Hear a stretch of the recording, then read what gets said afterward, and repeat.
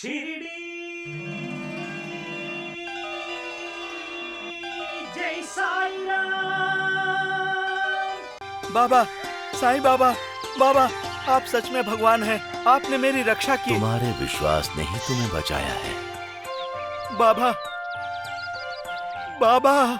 कुलकर्णी, करता धरता तो सब वो ऊपर वाला ही है।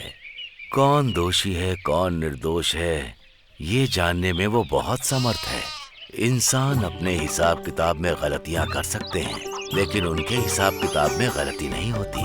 वो अपने भक्तों की स्वयं रक्षा करते हैं। वो इतना सामर्थ्य रखते हैं कि एक लाचार इंसान को वो इतना लायक बना देते हैं कि वो अपना जीवन यापन कर सके।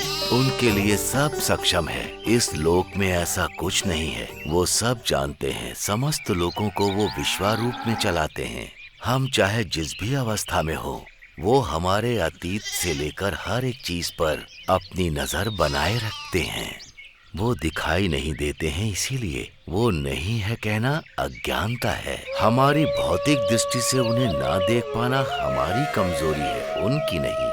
भले ही दिखाई ना दें, पर वो हैं। हम अपनी आंखों से केवल वही देखते हैं जो हम करते हैं, लेकिन वो अपनी आंखों से विश्व के हर एक कण को देखते हैं। हमारी आंखें अंधेरे में नहीं देख पाती, परंतु उनकी आंखें अंधेरे में छिपे रहस्य को भी आसानी से देख लेती हैं। किसी से भी बच के निकल सकते हो, लेकिन उनके हाथ से बिल्कुल भी नहीं। तुम जो खेल खेल रहे हो सब उनका ही रचाया है। वो हाथ खोलता है तो खेल शुरू होता है, हाथ बंद कर लेता है तो खेल समाप्त हो जाता है। इसीलिए कोई किसी को धोखा दे सकता है, लेकिन उस ऊपर वाले को नहीं। अल्लाह मालिक।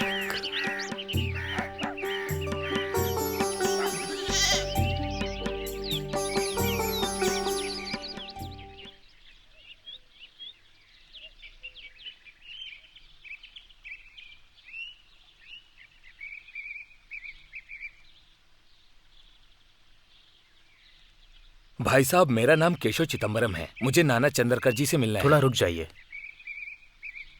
इस पर अपना नाम और पता लिखकर दे दीजिए, मैं अंदर देकर आता हूं। हाँ, ठीक है ठीक है।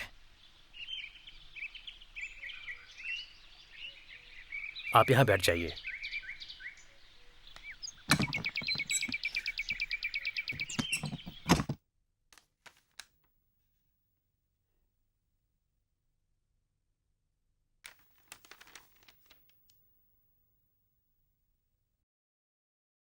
साहब। हाँ। भेज दो उन्हें। जी ठीक है।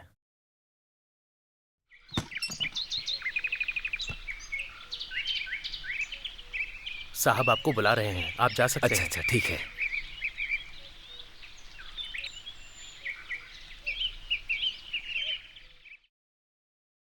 अरे चंद्रकर, कैसे हो तुम?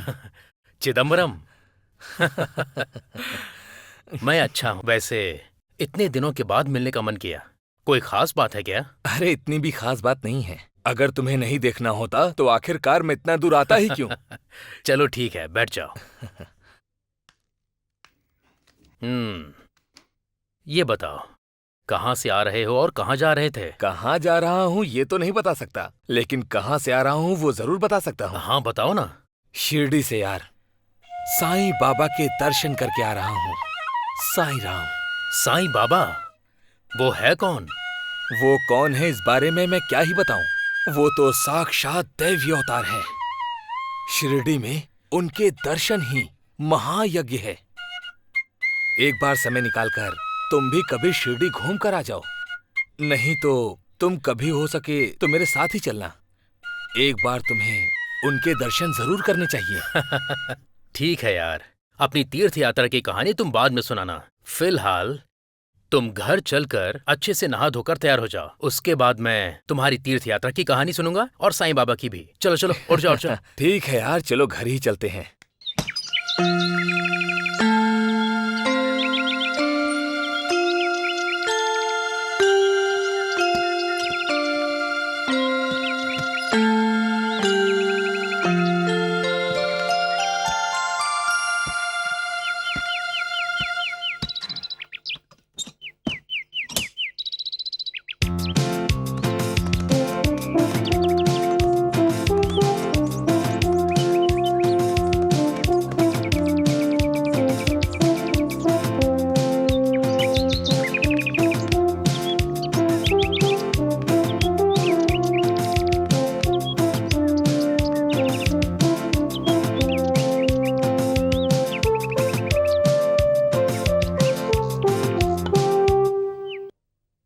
विश्वास करना न करना बात की बात है।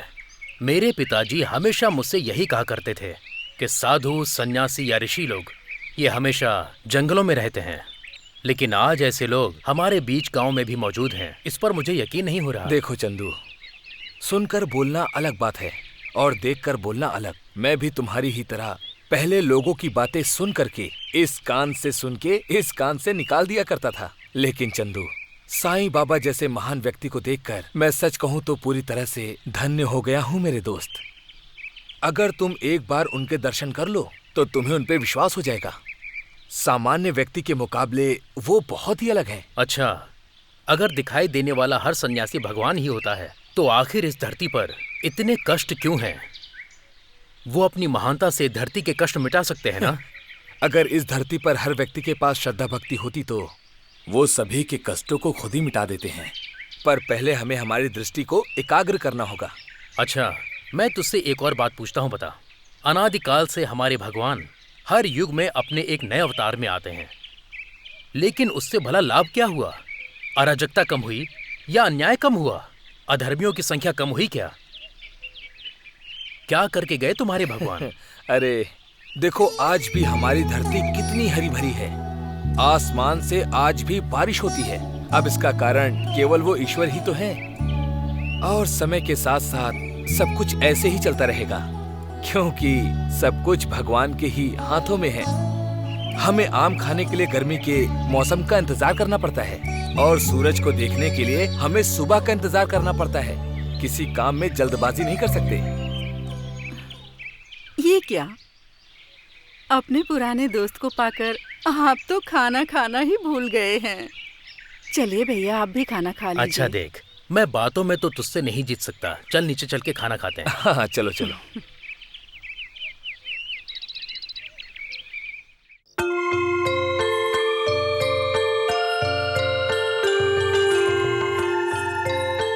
आइए आइए, बैठिए।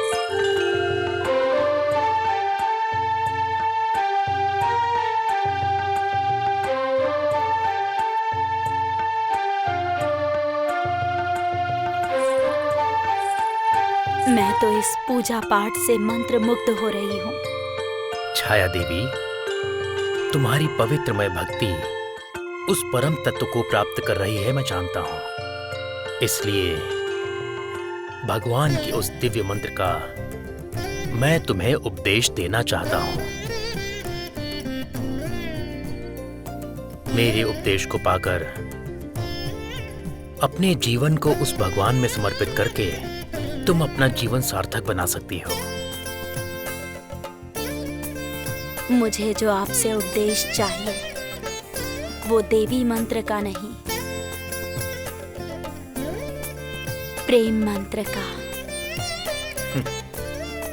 ये विषय भी प्रेम से जुड़ा हुआ है। हर एक मंत्र प्रेम पूर्वक ही होता है। मुझे अभी खुद को ज्ञान से परिपूर्ण मंत्र नहीं चाहिए।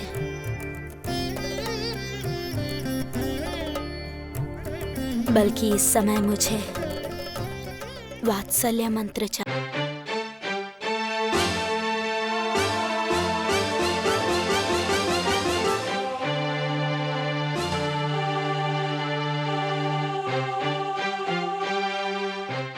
तुम्हारा उद्देश्य?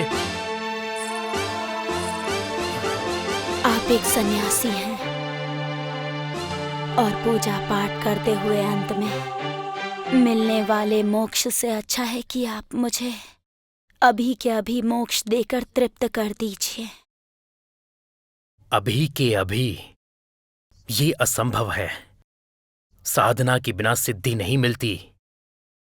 वही, उसी साधना को हम दोनों साथ मिलकर प्राप्त करते हैं।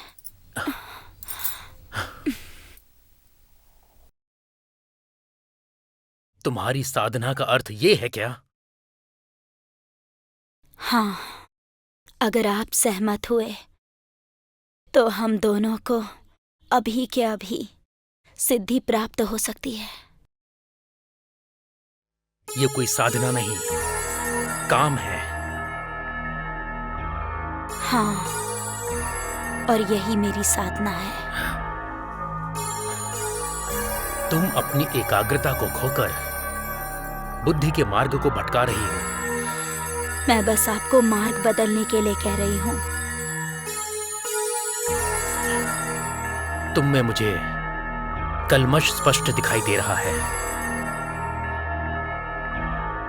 और मुझे आप में मेरा प्यार दिखाई दे रहा है। ये तुम्हारा तत्कालिक निर्णय है। मेरे हर निर्णय का मतलब आप हैं।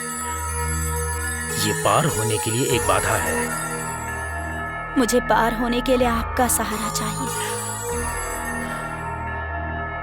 ब्रह्मचर्य की दीक्षा में मैंने अपना जीवन त्याग कर दिया है।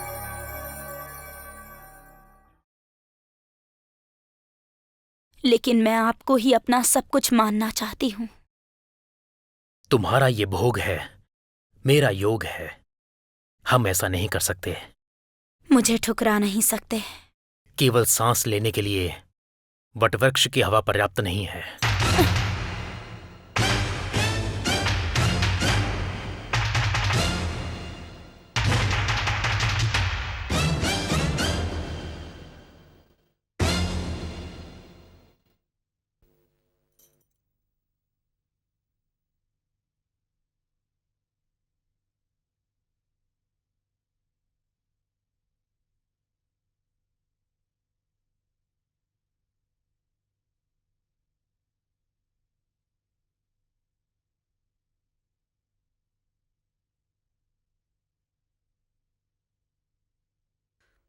मां अगर बेटे को मोहित करती है तो इस सृष्टि के विरुद्ध है।